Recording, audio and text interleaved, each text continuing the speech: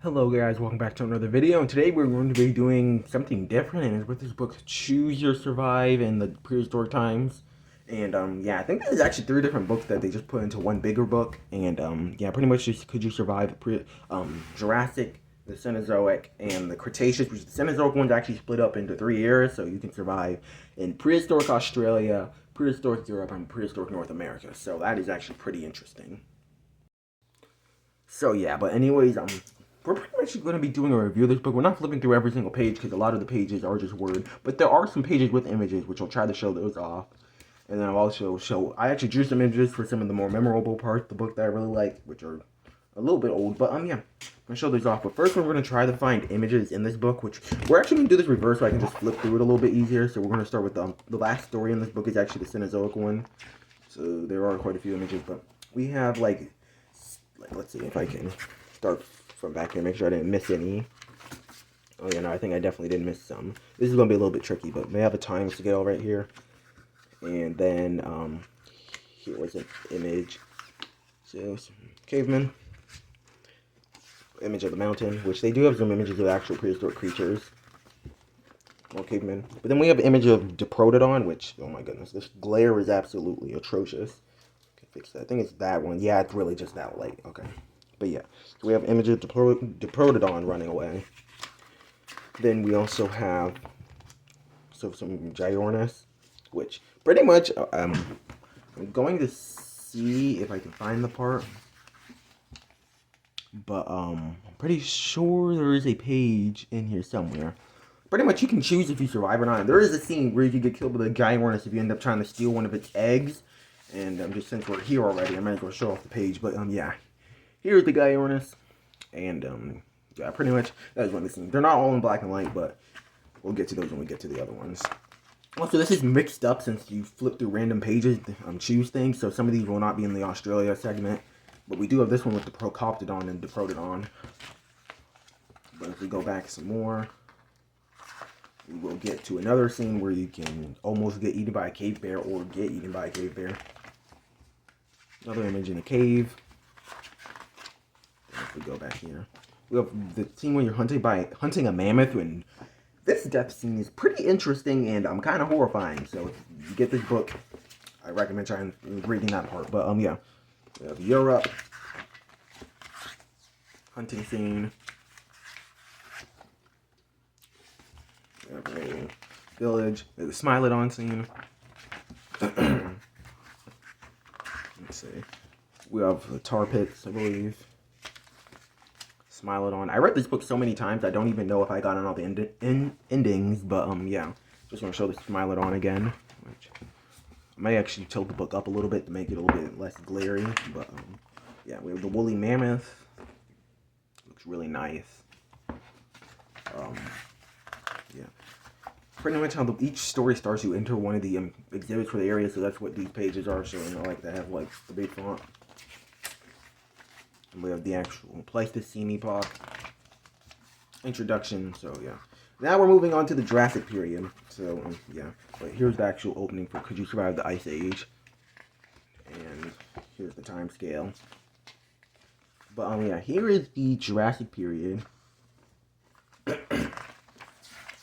which let's see, yeah. Here you go. You can see a scene where you get attacked by these small theropods. I don't know if they're ever really specified what they are. Here's the Ceratosaurus scene, which this is actually a scene where you get eaten by the Ceratosaurus. And since you actually can see what the Ceratosaurus looks like, this image is a little bit more accurate.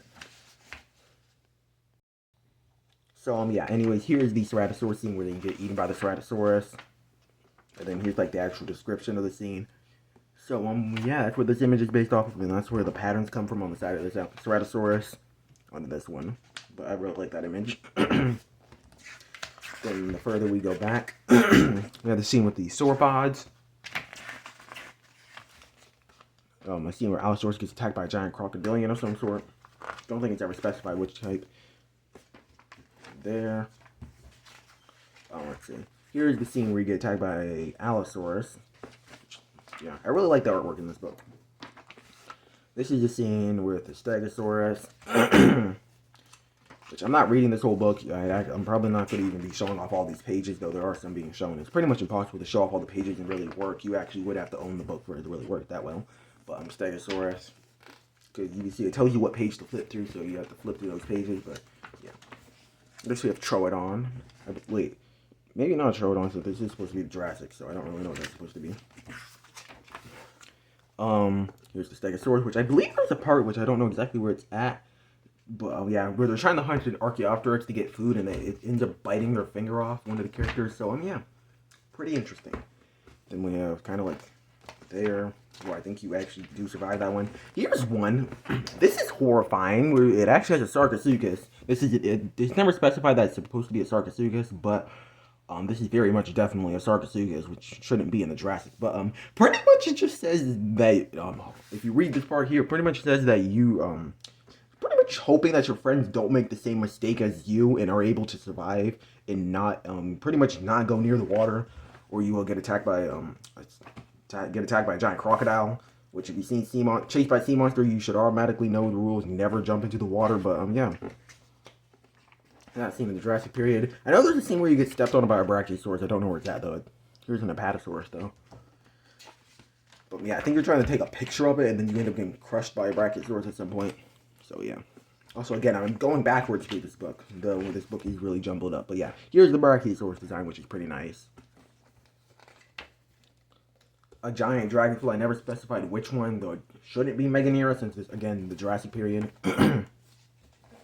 Stegosaurus. It would be funny if there's a version of this book where you can travel to different times of the Paleozoic era, and like, I don't know, like the Cambrian, Ordovician, and Silurian. If you choose any of those to go to, you like immediately lose because you know there's not enough oxygen to survive there. But opening to the Jurassic period book here.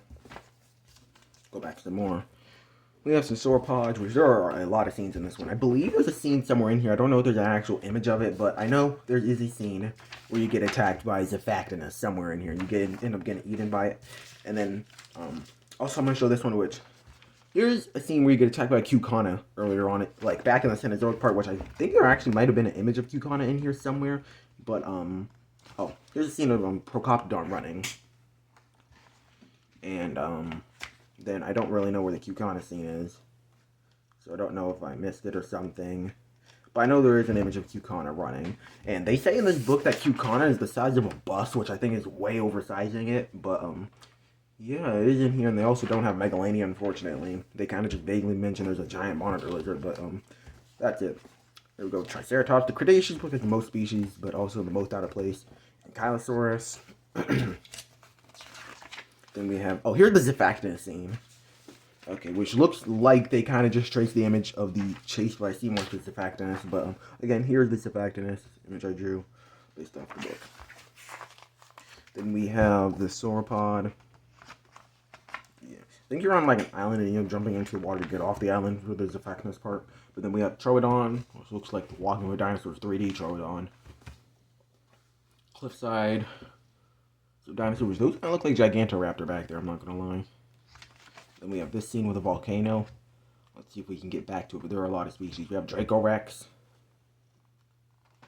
A giant snake, never specified which one, but this is definitely traced by that one image of a Titanoboa. Tyrannosaurus, this scene is horrifying because you literally have two choices. Your friend pretty much trips and is being chased by the T-Rex.